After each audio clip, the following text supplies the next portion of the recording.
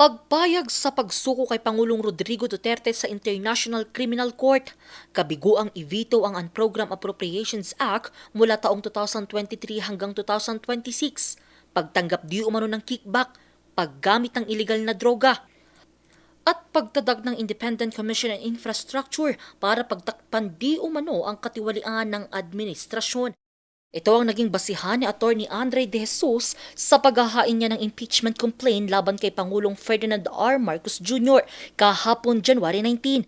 Ito ang unang impeachment complaint na inihain laban sa Pangulo mula nang maupo ito noong 2022. Ayon sa Malacanang, walang basihan ang impeachment complaint laban sa Pangulo. Itong mga issue po na ito ay matagal na po natin nasagot. Matagal na po natin itong naipaliwanag at masasabi natin sa ngayon, base lamang po sa inyong sinabi ay masasabi natin ito ay walang basehan sa ngayon po. Maliwanag naman po ang naging trabaho ng Pangulo. Ang lahat po na nagiging trabaho ng Pangulo ay naaayon sa batas at naaayon sa konstitusyon. Kung pag-uusapan natin yung sinasabing kidnapping ng dating Pangulong Duterte, ito ay sinasabi nating case of first impression. Ang inihaing impeachment complaint laban sa Pangulo ay inendorso ni Pusong Pinoy Party List Representative at House Minority Leader Jet Nisay. Bagamat hindi na ito ikinabigla ng Malacanang, iginagalang daw nila ito. That the filing of the complaints is part of the democratic process provided for under our Constitution.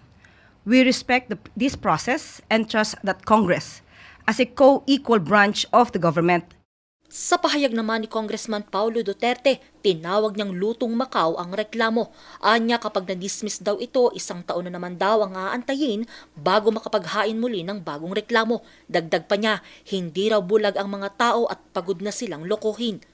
Pero ayon kay House Speaker Bogie D, wala siyang nakikitang basihan para i-impeach ang Pangulo. Anya malinaw na ginagampanan ng Pangulo ang kanyang mandato. Samantala, naghayag na rin ang Makabayan Bloc na maghahain sila ng impeachment complaint laban sa Pangulo sa susunod na linggo. Angel Arquero, RNG News.